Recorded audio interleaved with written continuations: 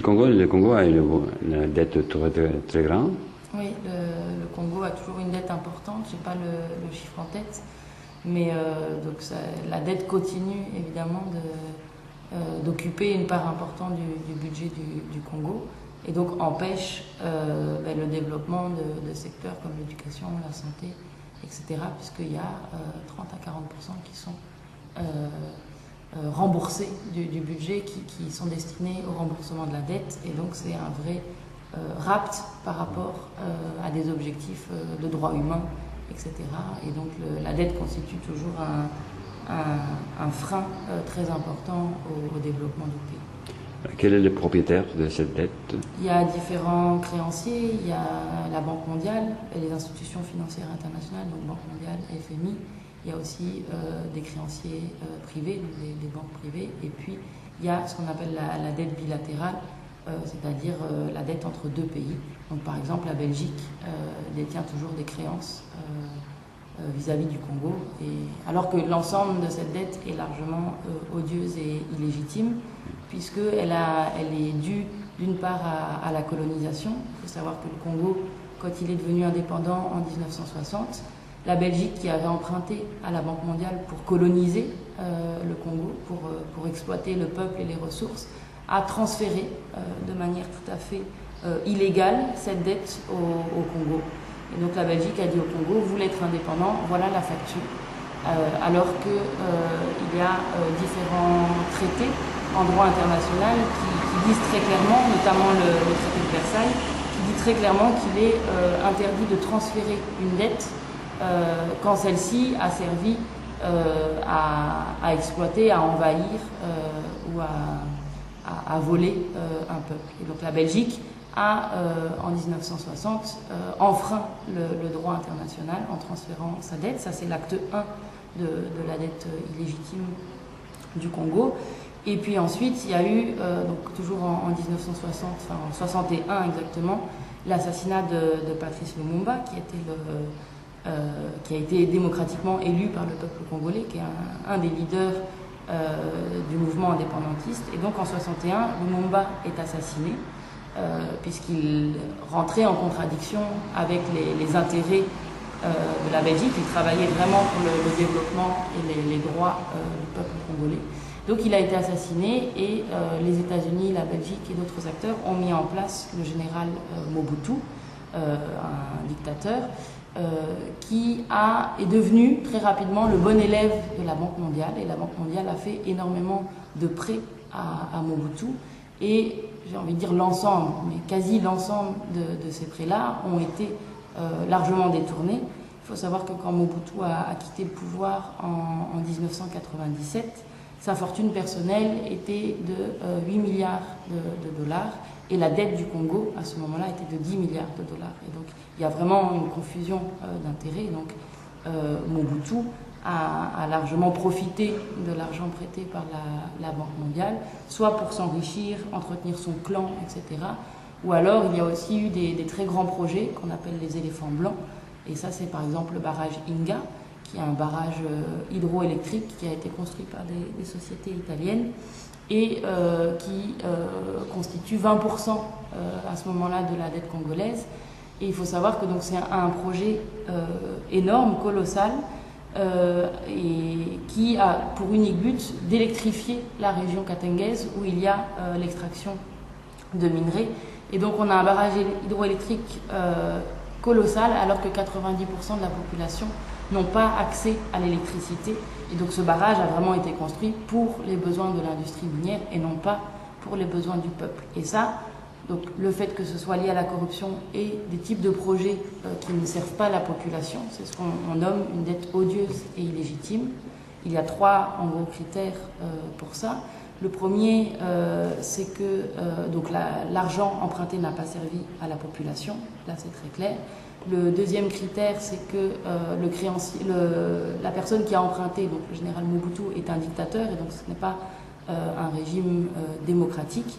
Et le troisième critère, c'est que les créanciers savaient, en prêtant l'argent, que cet argent-là serait détourné. Et là, c'est très clair aussi, puisqu'il y a un rapport qui sort au sein de la Banque mondiale, qui s'appelle le rapport Blumenthal, et qui établit clairement, qui dit clairement, attention, quand on prête $1 à Mobutu, il y en a X% qui sont largement détournés.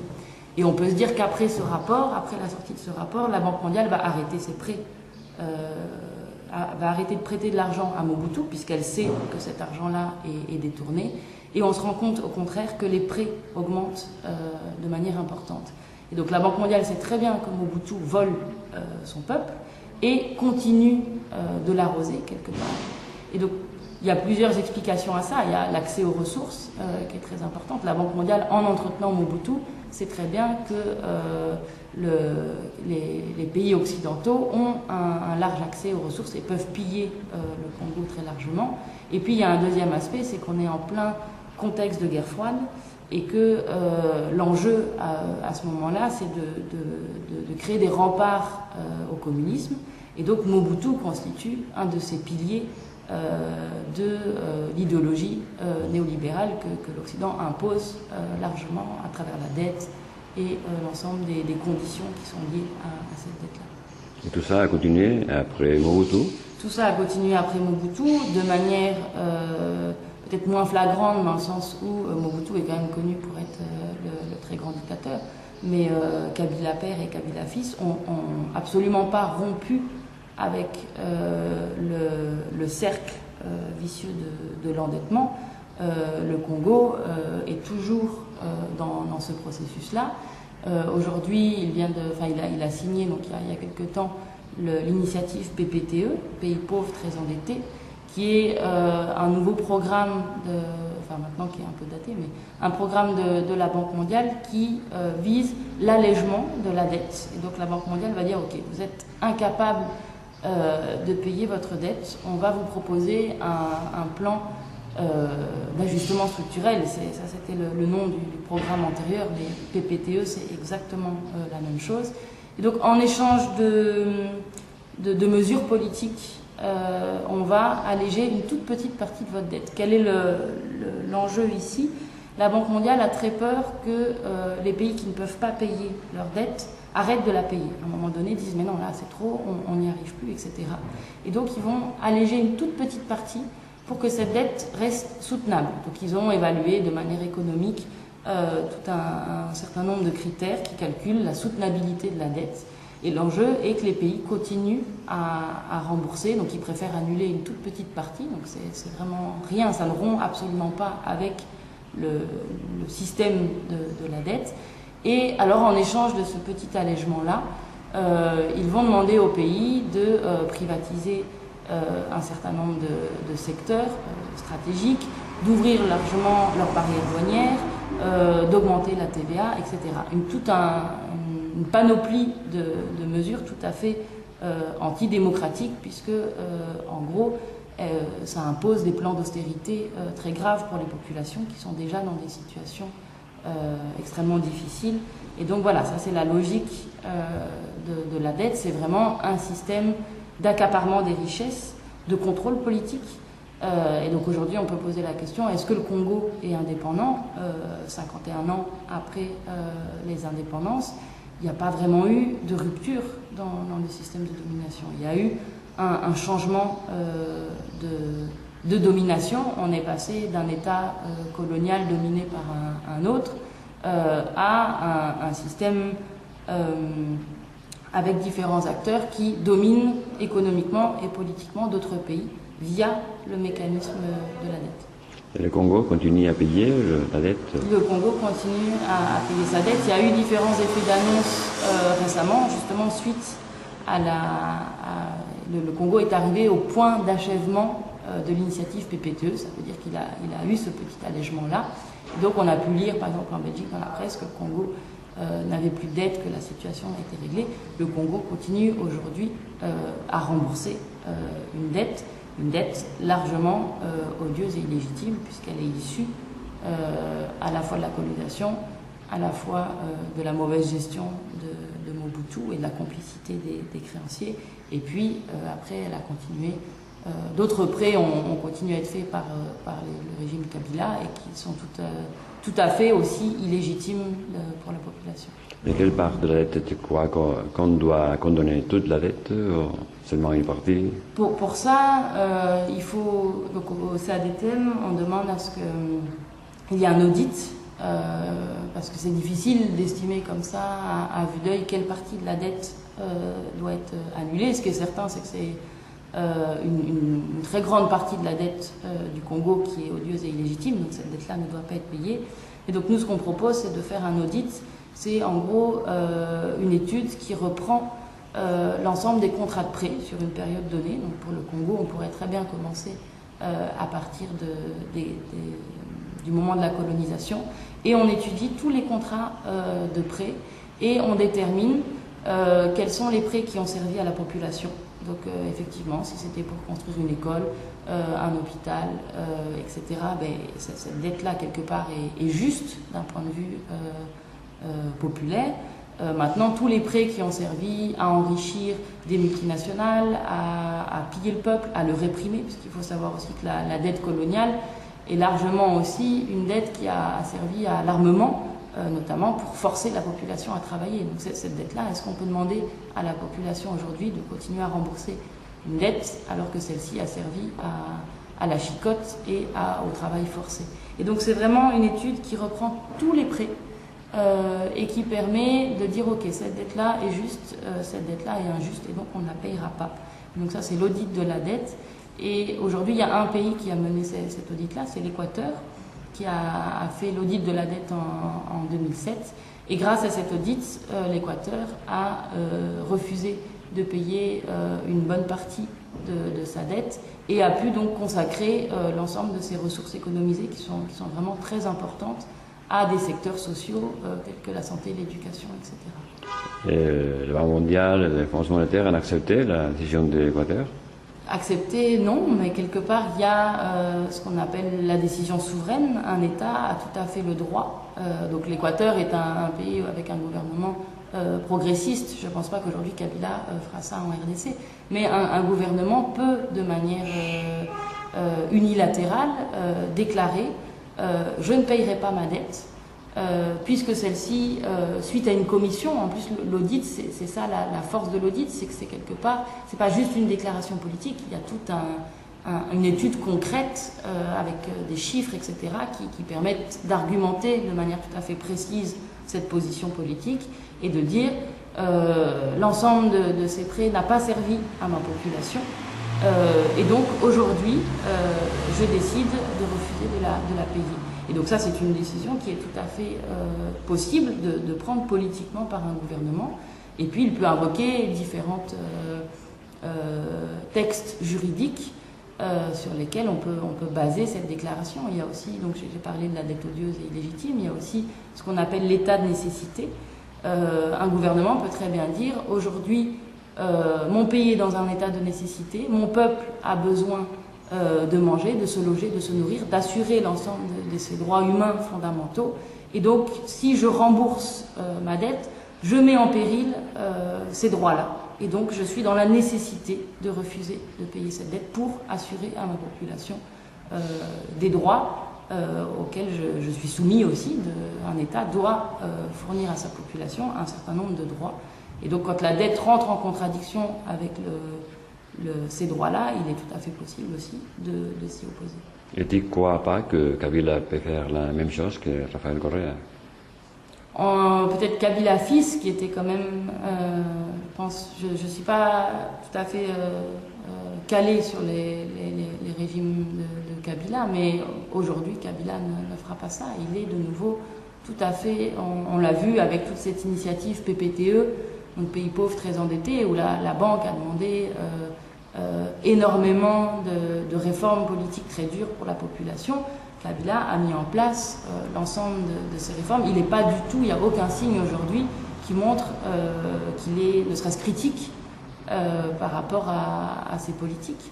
Et donc je ne pense pas que Kabila va prendre une telle mesure. Et donc au niveau du comité pour l'annulation de la dette du tiers-monde, on est lucide aussi sur cette question de... Voilà, aujourd'hui, il y a peu de gouvernements partout dans le monde qui prendraient des mesures favorables aux droits des peuples. Ils sont plutôt dans une logique capitaliste, libérale.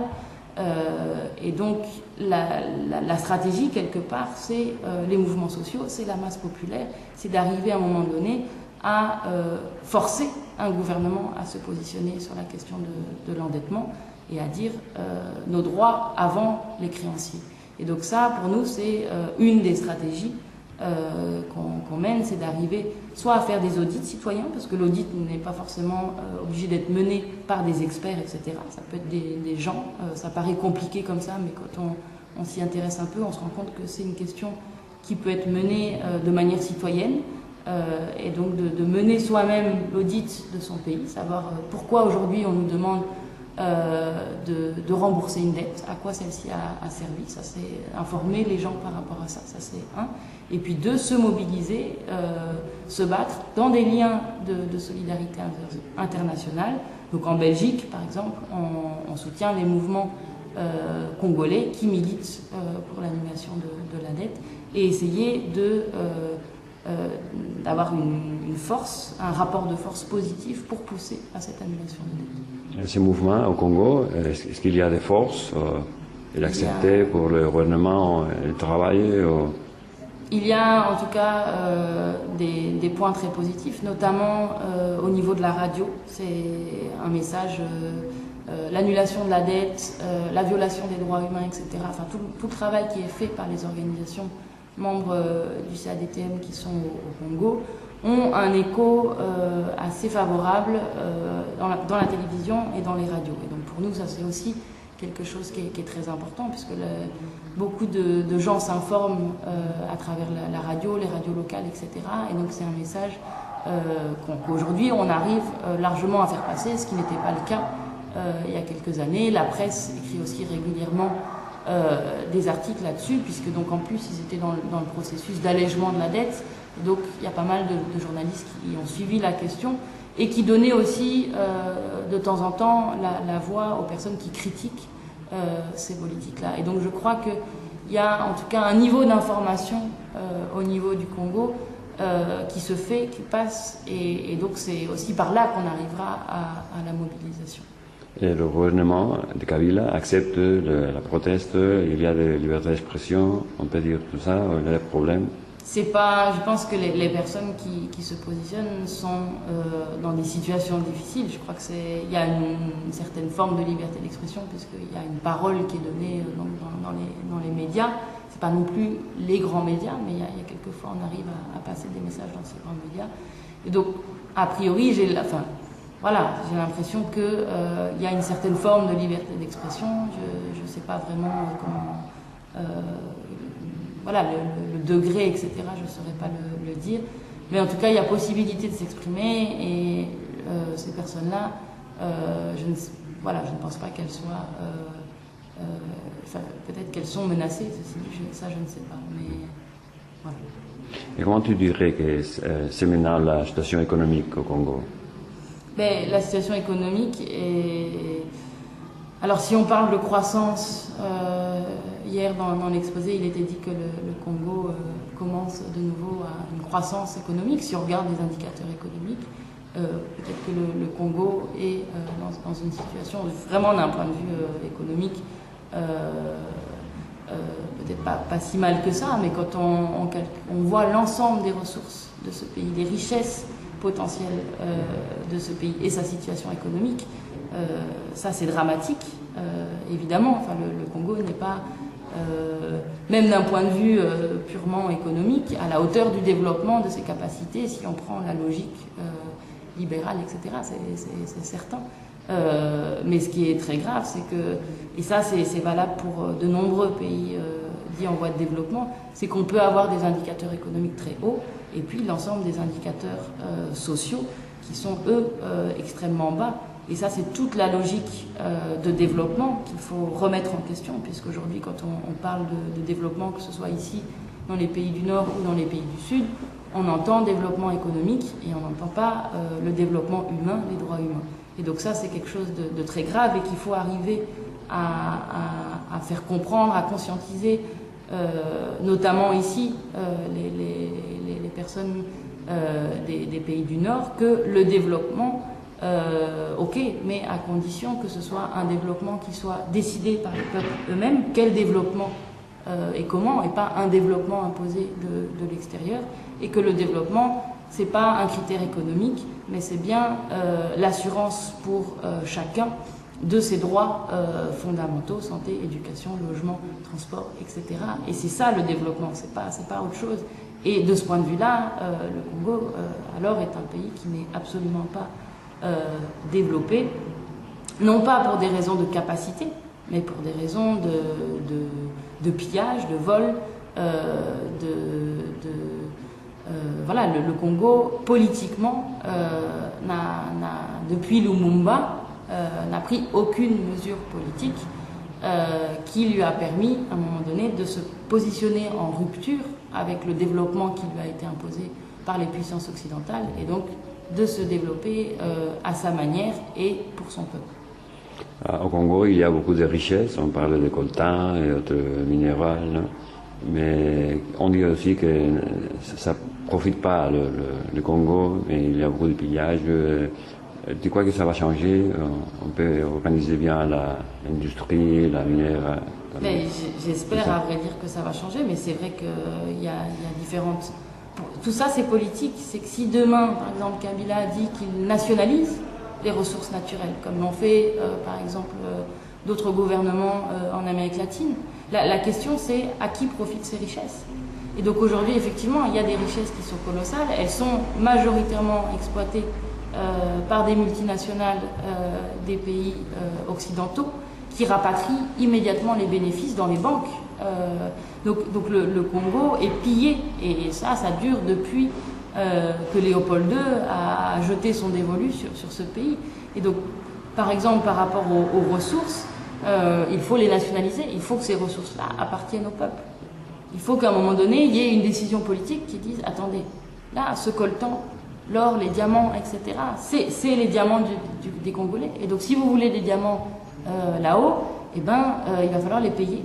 Et donc c'est vraiment des décisions politiques qui peuvent changer ça. Et alors, est-ce que ça va changer? Historiquement, je crois qu'il n'y a eu aucun changement sans lutte.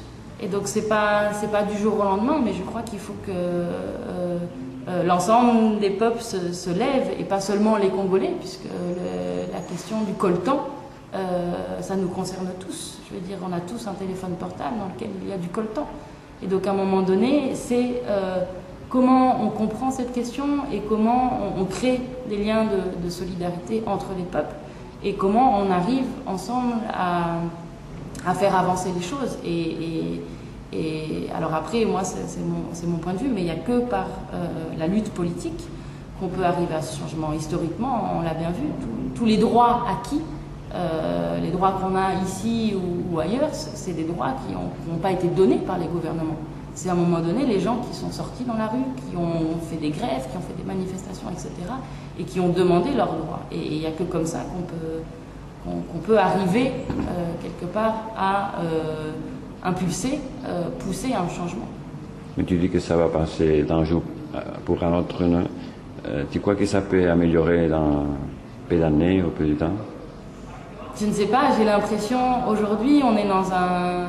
Quelque part, c'est un peu cynique ce que je veux dire, mais la crise financière internationale de 2007 est quelque part une aubaine, je dis bien c'est cynique, mais pour la compréhension de ces enjeux-là. Depuis les années 80, les pays en voie de développement sont confrontés à des créanciers, à la dette, etc. Les pays du Nord, et notamment l'Europe, la plupart des gens ne savaient même pas ce qu'était la dette publique, ne comprenaient pas forcément ou ne s'intéressaient pas forcément à ces questions économiques, pensaient que c'était très compliqué, etc. Aujourd'hui, on voit que de nombreux pays européens sont confrontés à cette question de la dette publique, et c'est exactement les mêmes acteurs et c'est exactement le même discours. Qui on voit arriver en Europe? Le FMI. Qu'est-ce qu'il dit? Ah, vous avez une dette publique très importante. Il va falloir la rembourser. Et pour la rembourser, le peuple va devoir se serrer la ceinture. avec des plans d'austérité. Donc c'est licenciement des fonctionnaires, c'est un recul sur tous les droits acquis. Donc que ce soit le chômage, les secteurs publics de la santé, de l'éducation, etc.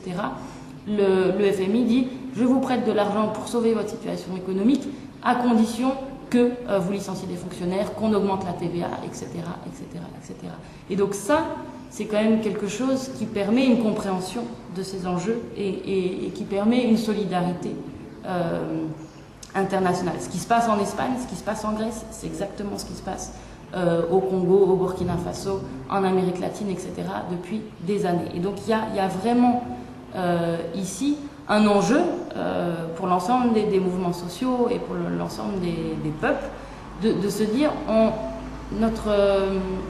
se bat contre les mêmes acteurs, contre le même système. Et c'est bien ça qu'il faut arriver à créer, c'est cette compréhension que finalement, ras-le-bol du FMI, ras-le-bol de la Banque mondiale, et on ne veut plus subir la dictature des créanciers. Les gens peuvent peut-être maintenant comprendre mieux la situation du Congo parce qu'on subit le même problème, mais on a la sensation que c'est David contre Goliath, non? On va perdre ici de la même manière qu'on a perdu au Congo. Mais est-ce que, enfin ça, on verra. Moi, je ne sais pas ce que ces mouvements vont donner, mais j'ai toujours l'impression que ça a toujours été David contre Goliath. Quand les femmes se sont battues pour le droit à l'avortement, c'était aussi David contre Goliath. Quand elles se sont battues pour le droit de vote, c'est pareil, il y avait aussi une... Enfin, j'ai l'impression que ça n'a jamais été simple.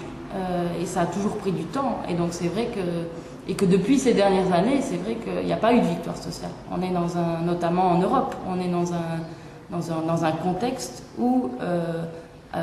après de nombreuses victoires, on a eu de nombreuses défaites. Et c'est vrai qu'on est face à quelque chose d'énorme et qu'il faut soulever. Mais quand je vois les mobilisations ici en Espagne, je trouve ça très positif et ça donne espoir. Un gouvernement ne peut pas être sourd ad vita aeternam. Et je pense que quand le peuple en a ras-le-bol, il l'exprime. Et quand il y a ici 150 000 ou 200 000 personnes en rue, qui aurait dit il y a un mois que l'Espagne était capable de mobiliser tant de monde sur des questions politiques, qui était capable, avant la chute de Ben Ali, de dire que la population serait capable de foutre dehors Ben Ali. Les Tunisiens n'y pensaient même pas. Si on disait aux Tunisiens vous allez faire la révolution, ils nous auraient dit mais alors là c'est David contre Goliath, c'est énorme, c'est impossible, Ben Ali est installé, il a son réseau, il ne bougera pas. Et ça s'est fait. Et donc moi je crois qu'il faut y croire parce que sinon on n'avance pas. Et il y a aussi de nombreux exemples qui montrent que c'est possible.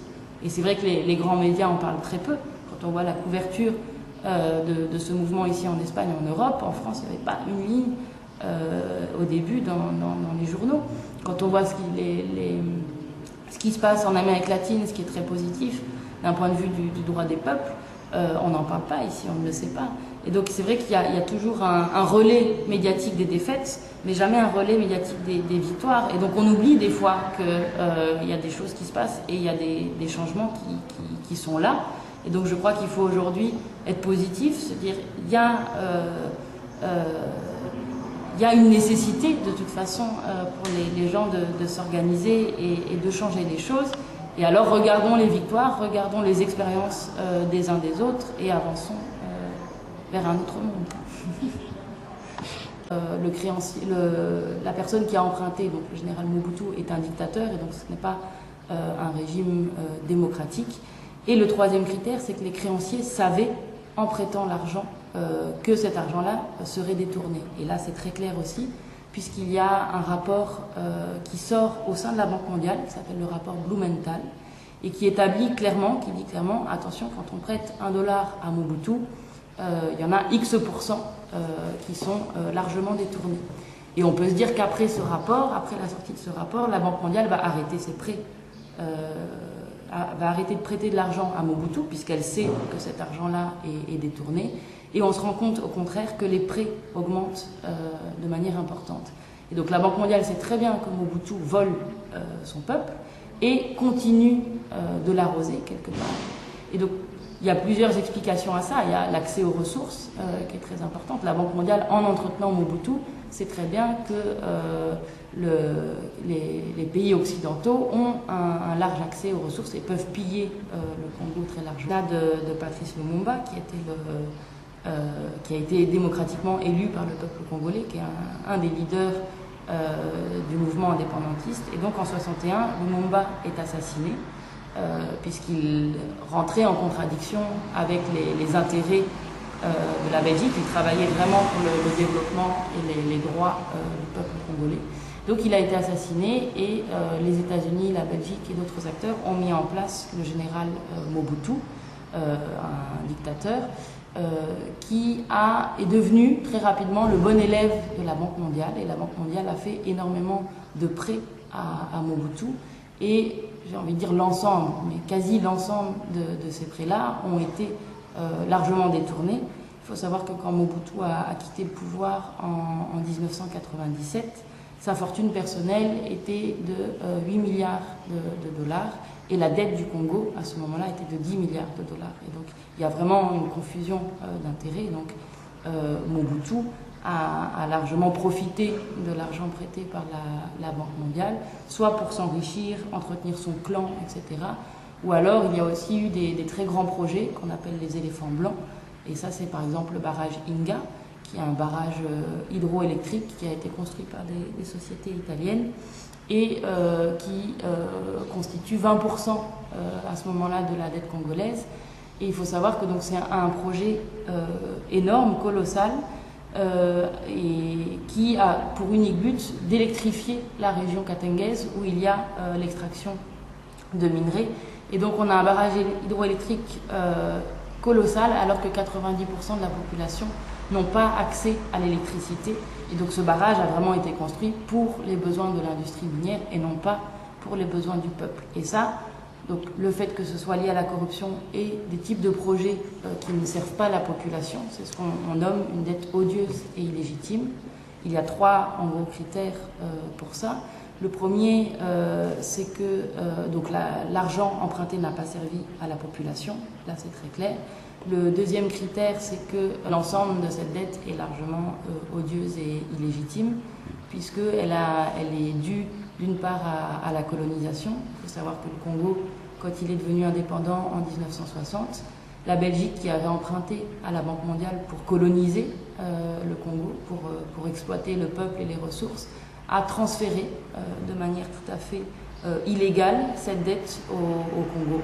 Et donc la Belgique a dit au Congo, vous voulez être indépendant, voilà la facture. Alors qu'il y a différents traités en droit international qui disent très clairement, notamment le traité de Versailles, qui dit très clairement qu'il est interdit de transférer une dette quand celle-ci a servi à exploiter, à envahir ou à voler un peuple. Et donc la Belgique a, en 1960, enfreint le droit international en transférant sa dette. Ça, c'est l'acte 1 de la dette illégitime du Congo.